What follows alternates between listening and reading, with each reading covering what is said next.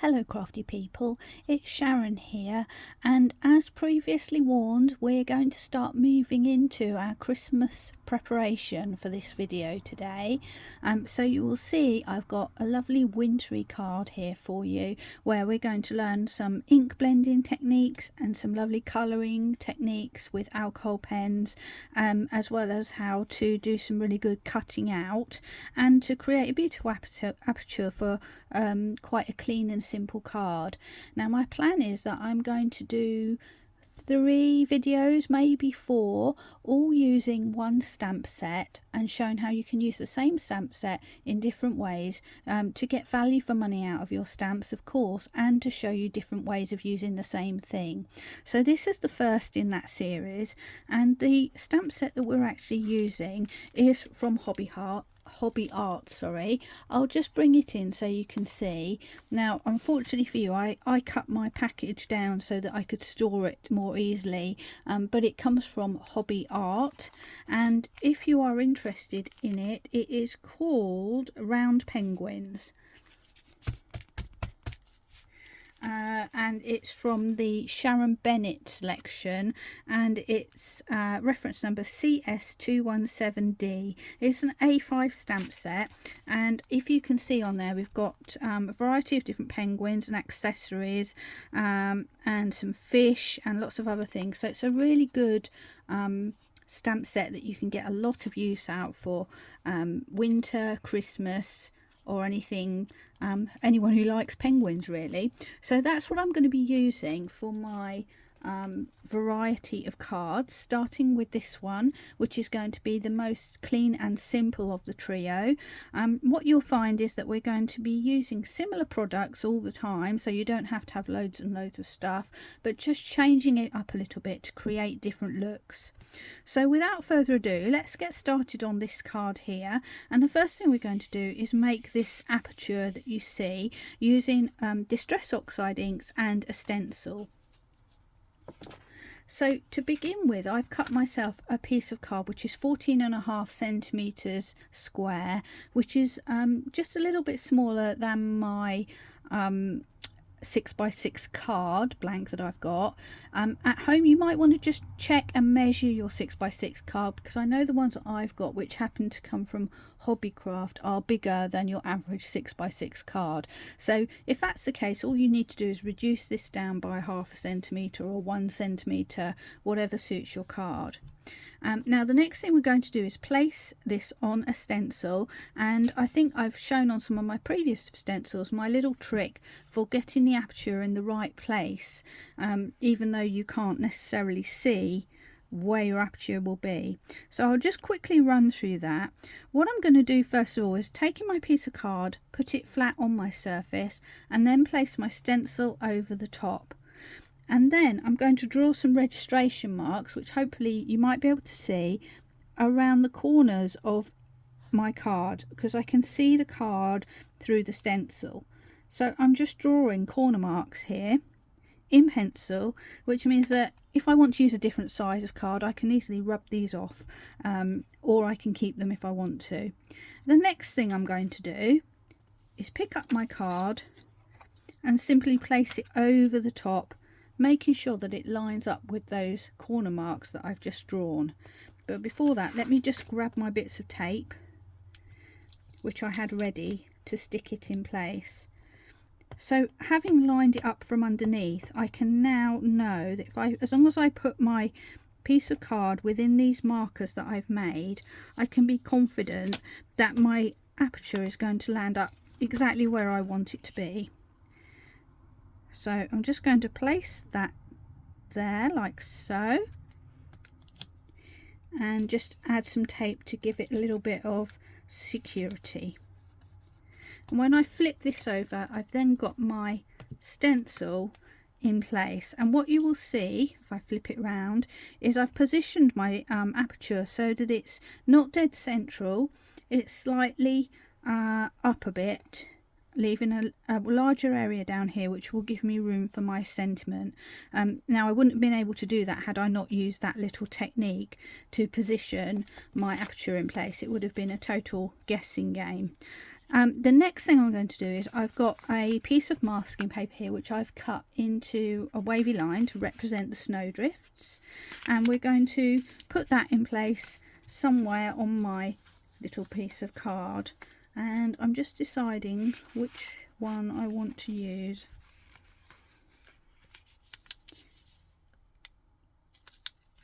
Yeah, let's just have a think about this for a second. So I temporarily lost the piece that I intended to use. This is the one that I want to use, and I've cut it onto some masking paper just by drawing a line and cutting a slight curve. And if you don't have masking paper, that's totally fine. You can use regular paper, you just need to hold it down a little bit. Now what we're going to do is just lift up this stencil and place my piece of masking paper underneath. And what this does is it saves having any edges here where you might if you put it on the top, there'll be a tiny little gap there and you might get a smudge of ink going through. So if you can and you want to keep that crisp edge to your aperture, try if you can to put your masking paper underneath. And of course, if you do that, you could secure it with tape underneath as well. So that's everything in place, and we're now ready to start creating our background. And for this I'm going to use my oxides today, and I'm going to do something that I haven't done for quite a while, which is I'm going to use blending sponges. So I've got one for a light green colour, one for a mid blue and one for a dark blue. And the reason that I'm going to use these today is because I want to have a more solid colour rather than an airbrushed colour, and these sponges will enable me to do that. So to move on to the colours we're using, starting off with the green, we're going to be going with cracked pistachio. So we're going to start with that one and pick a nice amount up with our sponge, and just starting in the middle, start applying that, working from the ground line and moving outwards, leaving a border around the edge. So we're kind of making a mini circle in the middle here roughly, and you can keep adding, making that thicker and darker if you wish, just trying to move upwards from your sticky stencil so that you don't flip it up. Mine has been used a few times, so I'm trying to be a bit careful with that because it's not quite sticking as well as it used to. But that's how we start. So that's part one.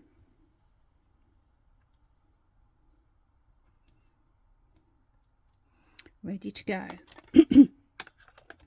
Now we're going to move on to the mid colour, or the mid blue colour, and that's going to be Mermaid Lagoon.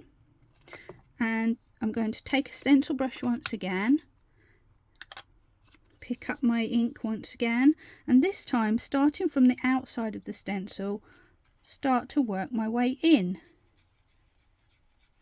And I'm crossing over the edge of that green because what I want to do is build that up and get them to blend in with each other. And it's not going to be a perfect blend to start with, but we are just going to get some of that ink down. We don't need it to be a perfect semicircle either, because this is nature, remember, and nothing in nature is perfectly symmetrical. So having got that down, I'm now going to go back to my green and bring my green back in and start to blend where the two meet. What you will see is that starts to soften down the change there. And if I want, I can go a bit further with my blue, and you get different shades coming in there. So it's really nice to do, quite satisfying. And with the oxides, they are quite forgiving in terms of blending. You can sort of keep merging them together once you get enough down that it's a little bit wet. So there we go, we've got a nice blend going on there. And then finally, just to add a bit of depth, I'm going to come in with a slightly darker blue, which is our Uncharted Mariner. And just on the very edges, I'm going to come in with that just to create a little bit of shade around the edges, a little bit more depth. I don't need so much of this. It's up to you how dark you go, but I'm also going to bring it in a little bit more at the bottom, almost to create shadow. And if your mask starts flipping up like mine, just flick back the other way just to bring it down. And because I've got plenty of ink on there, I can just sort of brush away with that and really just melt that together. So there we've got the beginning of our lovely evening scene. Let's just get those out of the way. And the next thing I want to do before we go any further is to add a bit of a snowstorm. Now it's up to you what you use for this. Some people like to use Posca pens and dot it down. I find that no matter how much I try, I can't make it random enough. So I like to do some splattering, and for that I am choosing to use an acrylic ink which is called Liquitex. I got this off Amazon. If you don't have this, you can use gouache or white acrylic white acrylic paint. But the trick is we need to have it thin enough that it will sort of splatter. And the other trick is that instead of using a fan brush, I'm going to use a round brush which will give bigger splatters and more random splatters. So the first thing I'm going to do this is I'm just going to take my water spray and just spray a little bit of water on my mat. And then I'm going to add some of my ink on top. With this one, it's got a dropper. I'm just going to add a couple of drops like so. If it's gouache you're using, you can just squidge a bit of that onto your mat and then squirt water on top of it. It's whichever way you want. And then just taking my paintbrush, I'm going to mix that together. Now there's quite a lot, probably more than what I'm going to need here, but what you can do if you're doing this at home is to make a number of these templates, if you like, and then do all your splattering in one go. So I'm simply picking up and then I just start tapping, and as you can see, because this is fairly watery, I'm getting some quite big snowflakes, which is exactly what I wanted. So it's up to you whether you want a flurry or a complete whiteout at this point. Seems to be a hole there in my splatter. There we go. So it's watery, but because it's acrylic ink, it's still going to maintain a certain amount of whiteness there. I know I'm going to be very wasteful now and pick up this, but you could use that to splatter a number of scenes that you might have created ready. And now we can either dry this with our heat gun or allow it to dry naturally. So I'm just going to pause for a second whilst we just let this dry. Now that my ink's dried a bit, I'm going to move on to the next part of creating this scene, and for that I need to remove the mask underneath here that I've put in place to protect the ground area. So I'm just going to pick up my stencil and pull away that mask. And if we take a quick peek, you can see that we've got a nice arc of our skyline, but the rest of the circle at the bottom is missing because we haven't put any outline there. So that's what we're going to do next. I've noticed I've got a bit of a smudge just here where my mask flipped up, but you know, I'm not going to worry about that too much. I think by the time we put our other details and things in, you won't really notice that too much, and we can disguise it with some shadow if we need to. Meanwhile, I'm going to bring in my ink pad and create a small outline just at the bottom here for my ground line, and for that I'm going to revert to the regular distress inks. I'm going to carry on with Mermaid Lagoon, but I'm using the regular one rather than the oxide that I used before, and that's because this is more translucent, so I want a softer appearance at the bottom rather than something solid like this. So I'm just changing my mind about what brushes to use. I'm going to use a soft stencil brush this time, and I've got a medium Lavinia one. And the idea is that I'm going to pick up some of that ink and just dab it into my lid, or alternatively just find a bit of scrap card and dab away on the side like this, just to get the excess off, because I want this to be quite a soft line. And then holding my brush quite far away from the actual brush tip, I'm just going to go in and start softly blending around the edge there, just to give me a very soft initial line. And if I lift that up now, hopefully you'll be able to see the beginnings of a very soft line. Now, the trick with this is we can start light and add more, but we can't take it away. So I'm going very carefully and now adding a little bit more depth. And it's worth checking your stencil underneath. Just have a little look and see what it looks like, because no doubt it will be a lot darker than you think. So I'll pick that up again, and now you can see we've got a definite line where the rest of the circle goes. So that's that part done now. And we're now going to move on to our colouring of our penguin and other characters. So I'm now ready to start colouring with my alcohol pens, and I've just zoomed in a little bit closer so you can get a better look at what we're doing with that. But as you can see, I've got some paper underneath my card. The idea of that is that the ink that will inevitably sink through my card and come out the other side will get absorbed into this paper rather than bouncing up from the glass and perhaps coming up and smudging and bleeding my finished piece. So it's always a good idea to have some scrap paper underneath your piece of work when you are colouring with alcohol pens. And as you can see, I've got my penguin, I've got some of my accessories here, and just off in the corner I've got some fish here, which you can see are plain, and I'm going to show you how to doodle those and make them look like more fishy, shall we say. So let's begin with our penguin.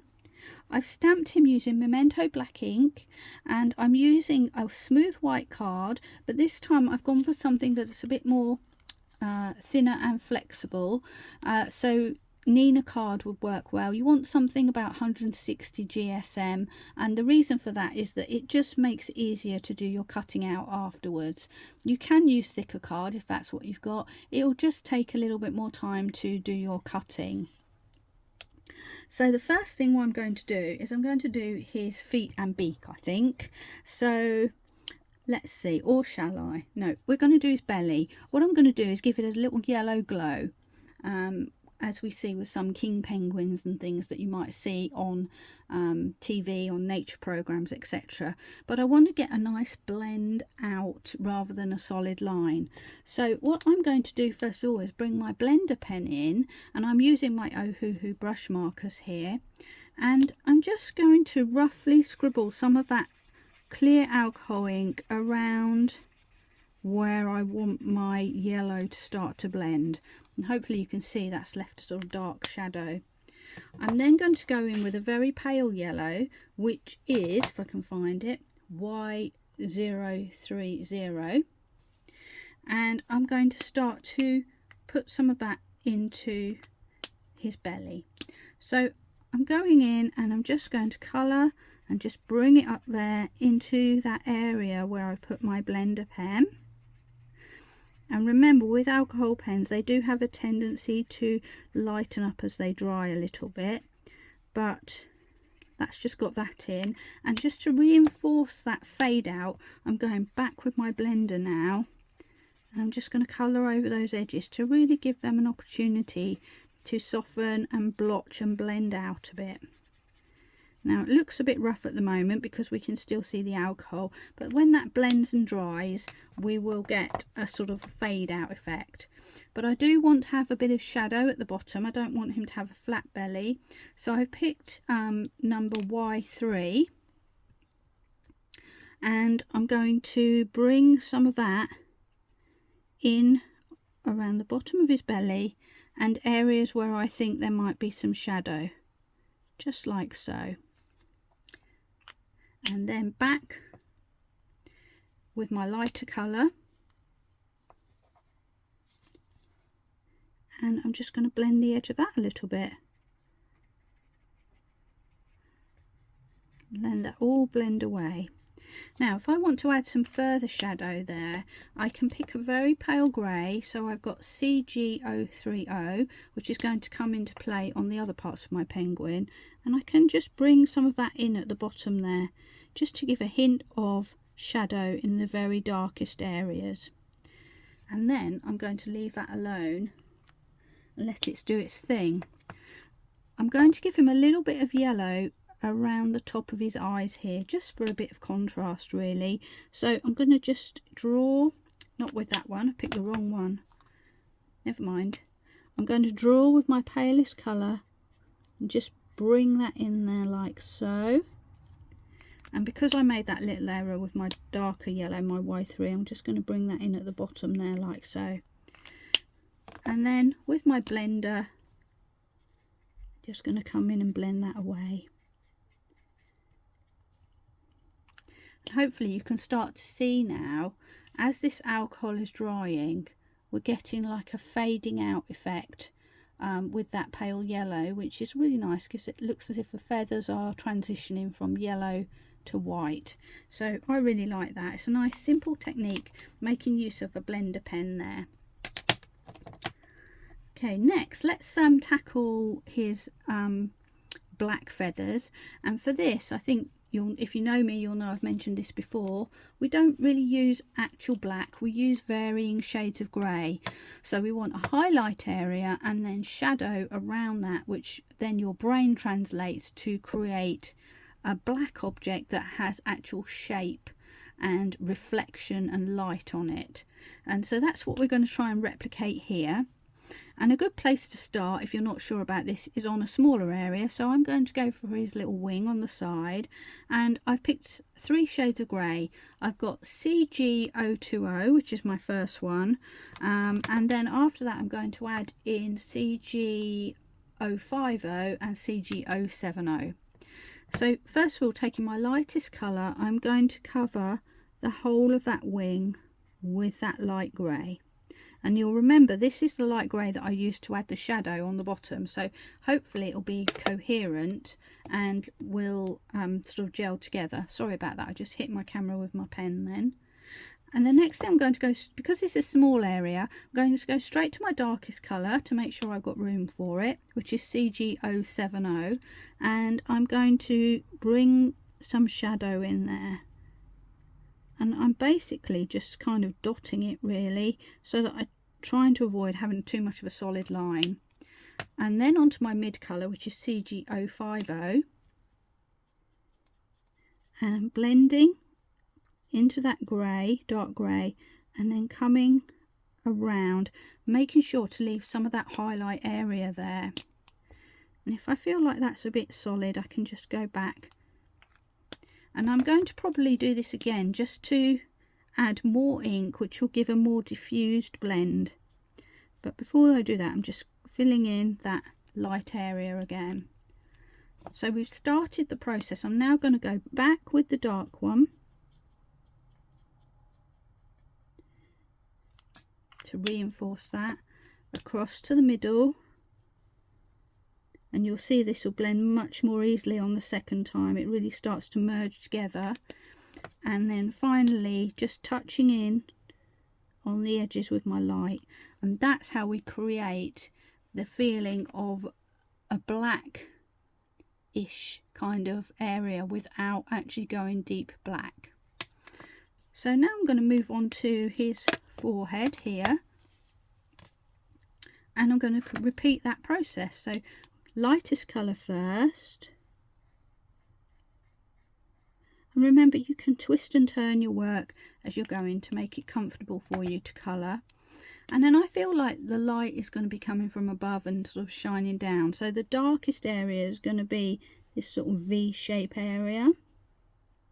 So there's my dark colour,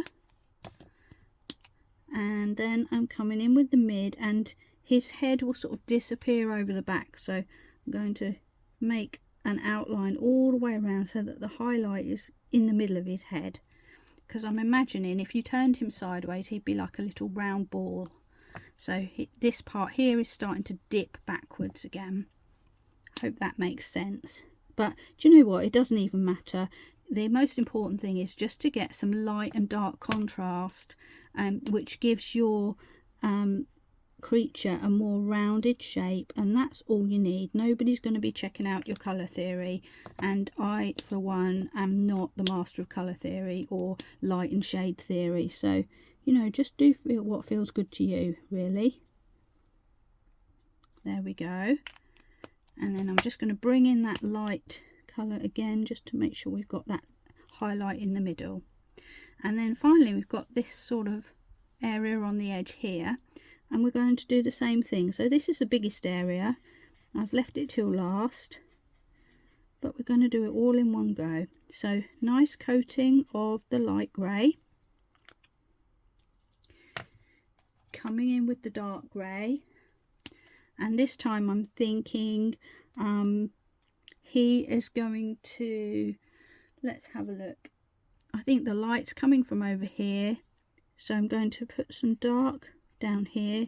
Under here is going to be quite dark because he's got the shadow of his wing, there, and I'm going to just bring that up like so and down a little bit.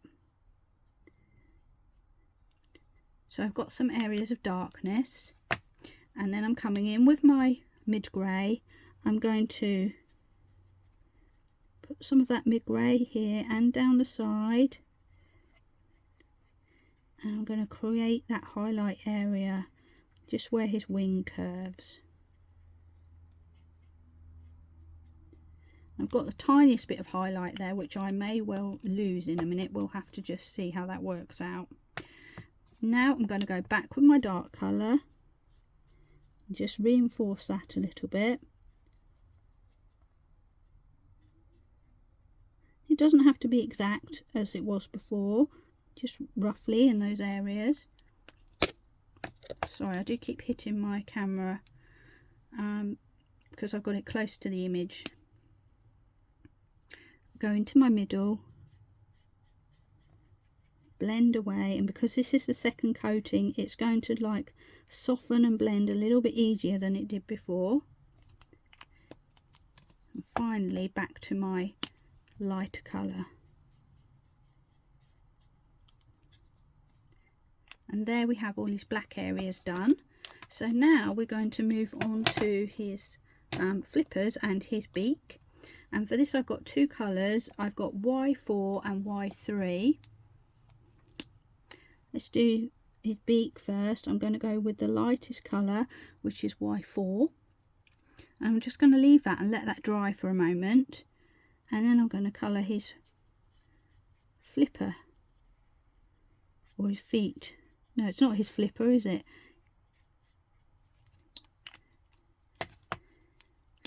And again, I'm thinking about shadow, which is where his feet are closest to the ground. So I'm adding in my dark colour there, like so, and that's YR3. And then I'm going to blend together with my original colour, which was Y4.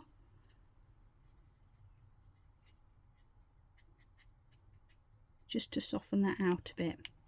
And I'll move on to my other, tiny little bit there as well, which is his leg, so I've just put that in. I'm going to move on to the other side, do the same thing, bringing in my darker colour. And again, you don't have to use these exact colours, you just use what you've got really. You just need some yellows, some oranges and some greys. There we go.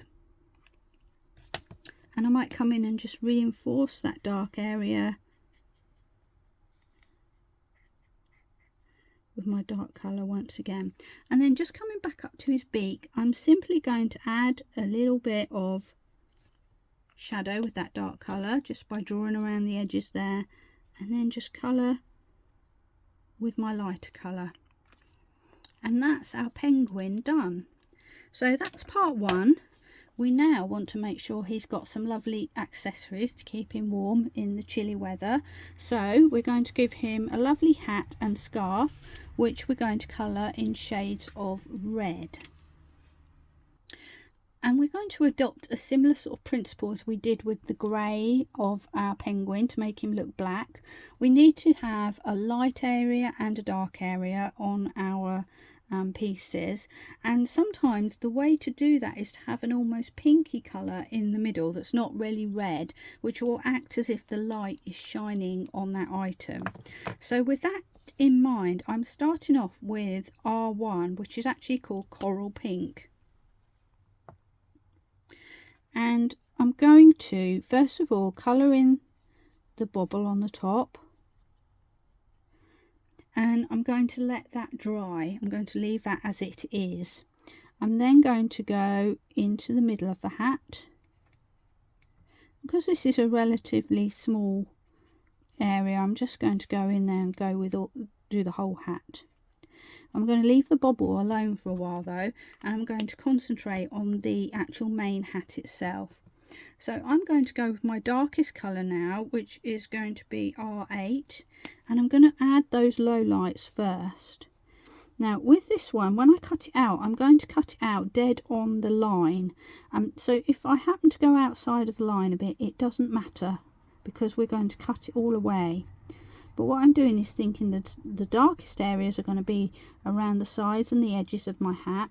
So I'm just flicking in with my dark colour.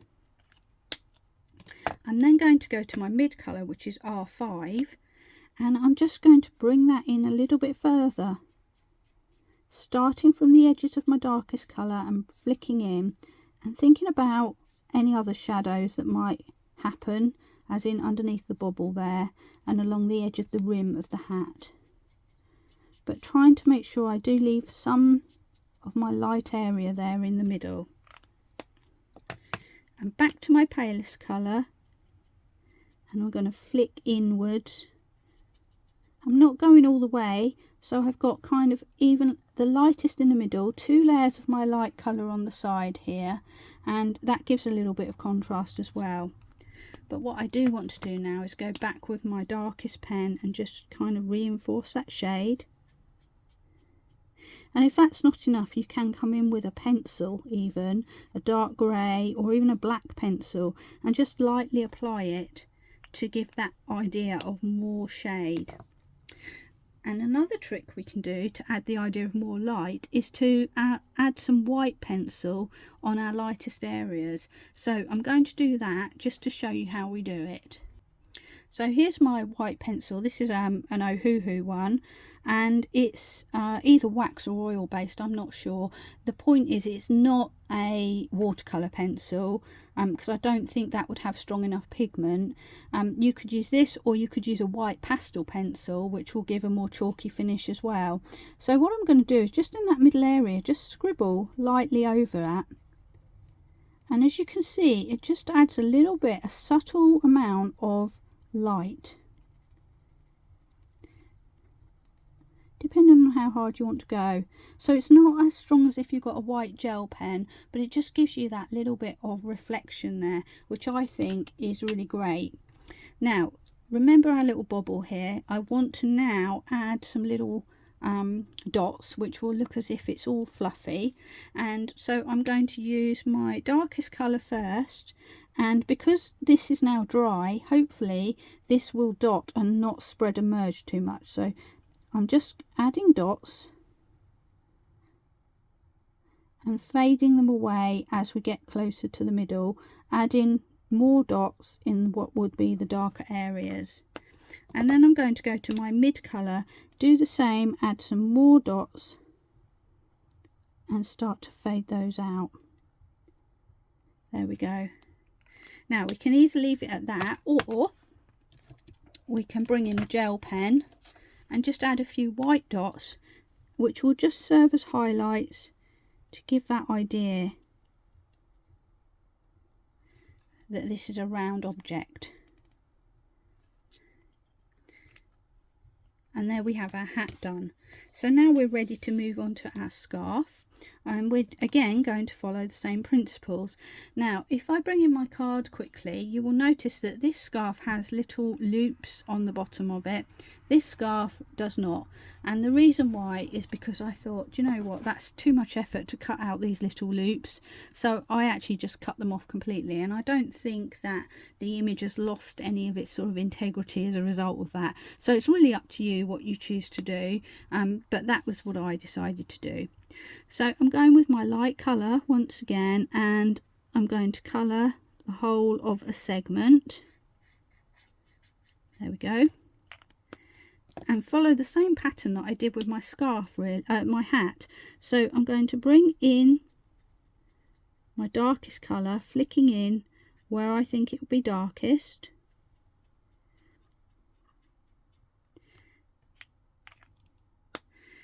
This is the point where I end up with red all over my fingers because my red pens seem to be a bit leaky. But never mind, we'll carry on. Right, and now I'm flicking in my middle colour. I'm going just across the what would be the bottom of the scarf there, because that's the scarf is curving around, and the same at the top. And then coming back to my light and flicking again, but not all the way. So I'm starting from mid and leaving a little space if I can in the middle area. And then I'm going to do the same again just to darken up that red and reinforce it. So dark colour on the edge. Again, if we go outside of the line on this one, it doesn't matter because we're going to cut it all out, and nobody will ever know. Back to my mid.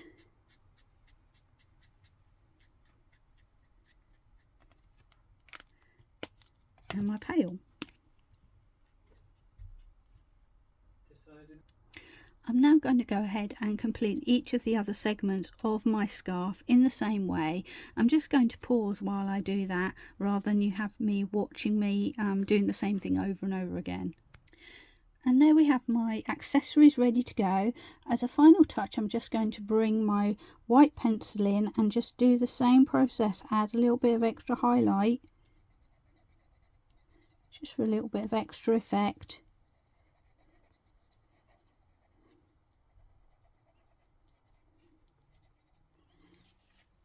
Just to give a little bit more of that 3D feeling and the light shining away on our little scarf. There we go. So that's all ready to go. And the next thing I'm going to do is show you how to colour one of these fish, which is very quick and easy to do. And if I bring back my original card, you'll notice that these fish have got faces and scales and everything, and this is really easy to achieve. So I'm just going to colour one in for you. You can do as many as you like, obviously, and I'm going to start off with a bluey grey colour rather than the same grey that I used for my penguin. I'm going with MG020. This is the light colour of the two, so I'm really just going to go in there with my light grey, cover my fish, and I might just do a couple of them. There we go. And then I'm going with a darker colour in the same colour group, which is MG060, and I'm going to just put in that dark shadow line. So you can see it's kind of a bluey grey colour there. And then I'm just going to soften it down, and I don't need to get too bogged down in the detail of this because we're going to be covering it up in a minute with our little bit of doodling. But what we end up here is with almost 3 different colours graduating through, just like a little silvery fish. The next thing I'm going to do is grab one of my fine liner pens. And my favourite at the moment is the size 0.3. I've got a Unipin pen here. I like this one because it's sort of not too thick and not too thin, so it's really nice for this kind of technique. And this is so easy to do. I challenge anybody not to be able to do it. I'm not an artist, so if I can do this, I think anybody probably can. If you don't like the idea of doing this, you can just leave them as plain shapes like this. It will still look really nice. But what I'm going to do is just draw a line where the edge of his face would be, and then a little dot where his eye will be. Same on our other little friend down here. They don't have to be all exactly the same. But what I'm thinking is the shadows at the bottom here. I'm now going to flip my fish around and just start drawing a few little sort of C shapes. I'm going to alternate them.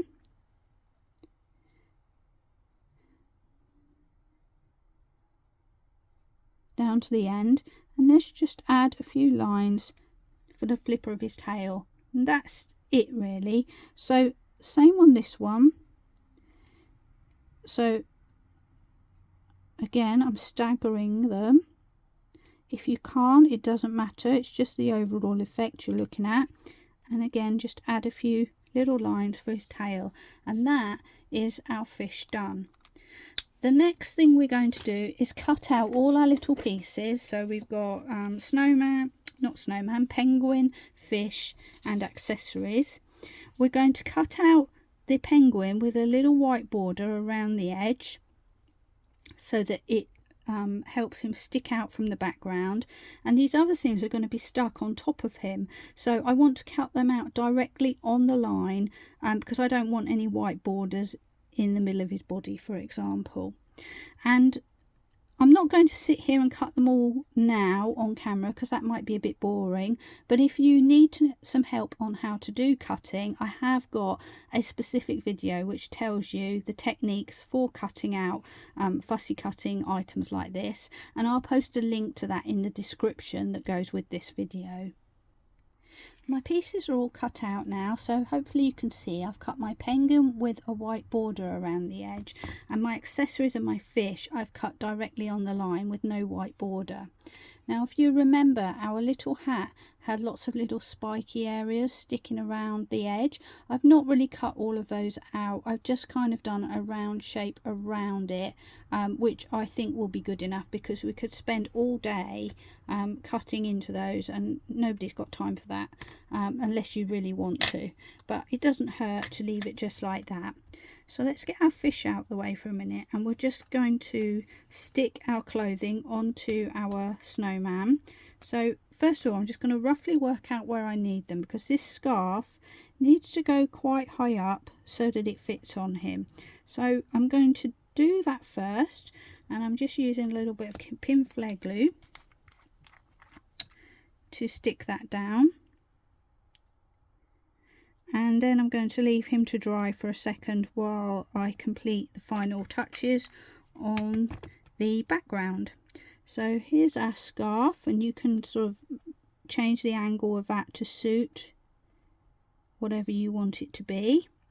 And then we can add his hat on, and for that I'm just going to draw a line of glue just along the bottom here of the hat.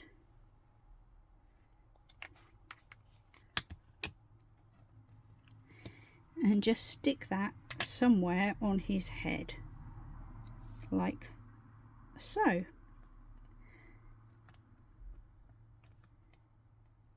There we are, and he's ready to go. Next thing I'm going to do is bring back my original piece of card, and I'm just going to add some border around the edge of it. And to do that, I'm going to just add a foam mat with mid-red colour, which is obviously going to coordinate with our lovely little snowman's accessories here. So I need to find a piece of card that's bigger than my original card. Okay, so if you watch my videos, you'll see me doing this technique a lot.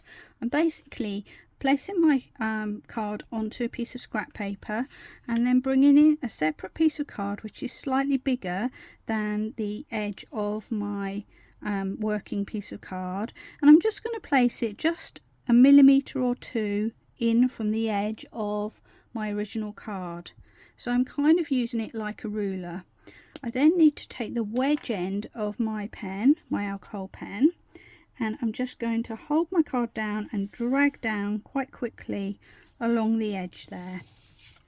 And then turn around and do the same thing on the next side. And the important thing is to hold that card down and drag your pen down quite quickly, which means that the ink that's coming out of your pen doesn't get an opportunity to pool and smudge anywhere. So I'm just lining that up again.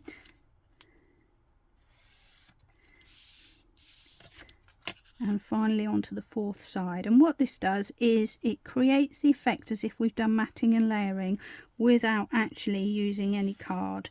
And of course it matches perfectly with the colours we're using on our penguin. If you don't feel confident doing that, or you don't like that effect, you can of course just make your base card a little bit smaller and do traditional matting and layering with any cardstock that you might have to hand.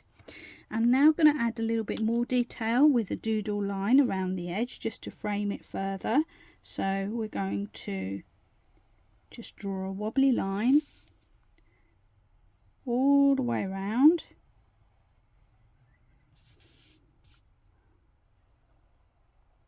So I'm just pulling the pen towards me and letting it wibble and wobble however it decides to go.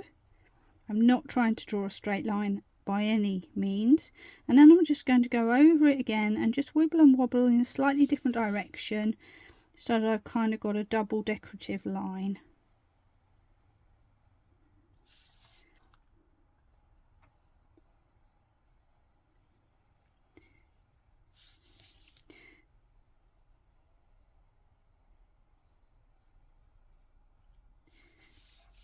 And then just for some further decoration, I'm just going to add some little star shapes at some points, which are kind of like snowflakes but in black. And you can do this or leave it out, it's entirely up to you.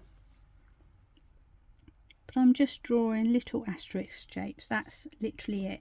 So we've now got an interesting outline and a frame for our composition. I just now need to add a sentiment on the bottom, so I'm going to go ahead and do that. And for that I'm going to bring in my stamping platform just to help with positioning. And I've got a Christmas sentiment, well, it's a winter greeting sentiment, which is just from my stash. I'm going to use that and place it in the right place.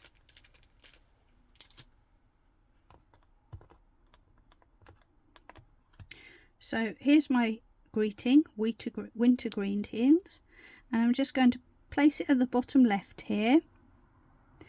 Try and get it lined up nice, and I'm going to use a VersaFine Claire to stamp this because I want a nice crisp sentiment. I want the letters to come out nice and clearly, and I want them to be nice and black. So that's what I'm going to use for this because it's highly pigmented ink, and also it won't run if water gets on it. So let's pick that up, and there we have our sentiment. The next step is to add a little ice hole for our fish to be jumping in and out of, and there is an actual stamp for this within the penguin stamp set. So I'm just going to work out roughly where my penguin's going to sit, and then I'll be ready to put my stamp hole, my ice hole in place. So I'm just going to put that down. And this time again I'm going to swap back to Memento ink because I just want to colour this ice hole in quickly with my alcohol pens. So I'm just going to give that a stamp with a Memento ink, which means that I can colour straight over the top of it and not worry about the alcohol causing the black ink to run. So that's the difference between the VersaFine and the Memento. Memento will move with water but won't move with alcohol, but a VersaFine may move and smudge a little bit with an alcohol pen. So, but on the plus side, it gives a much crisper image. If you only have a Memento, of course you can go ahead and stamp your sentiment with a Memento ink pad if you prefer. I'm going to colour my ice hole in very quickly using two pens that I've already used. So I'm going to use the darker blue from my fish, which is MG 060, and I'm just going to draw a line of shadow around the edge of my little ice hole. And then I'm going to go with my pale grey from my penguin, which is CG 020, only I've picked up the wrong one. Here we go. And I'm going to blend that out and just do the edges as well. There we go, and that gives us all we need for our little ice hole. Now we're ready to start sticking together. I've now mounted my background image onto a 6x6 card. You can see there it's got the tiniest border around the edge and of course our foam mat. So we're now ready just to stick on our penguin and our fish. So his accessories have all dried now, so I'm going to just stick him somewhere around here looking at the fish. So let's give him a little stick, a little bit of glue on his hat just to hold that down, and all around the edge of the penguin himself.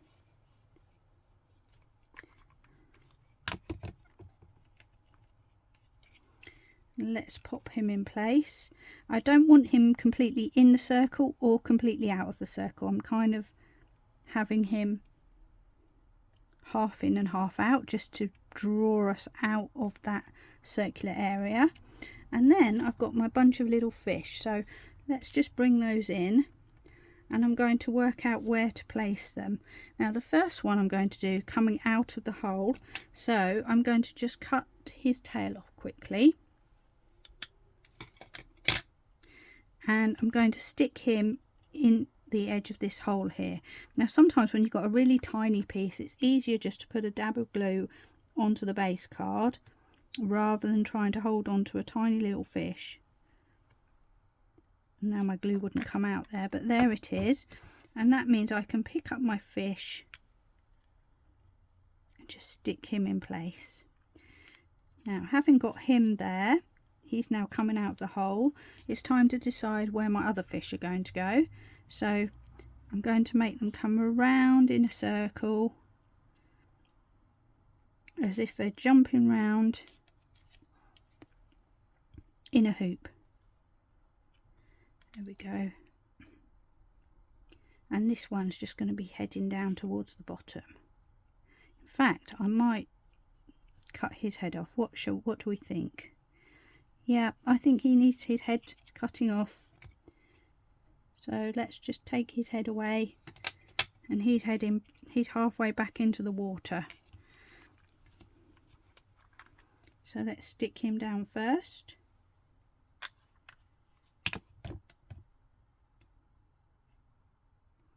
Just trying to catch the slippery little fish.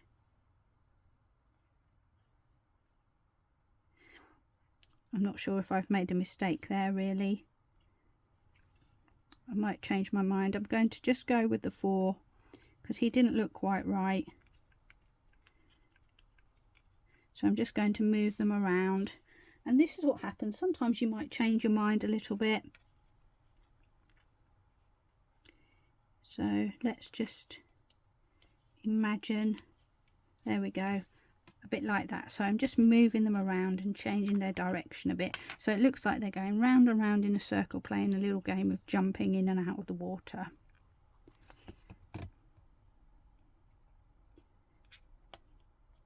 There's fish number 2.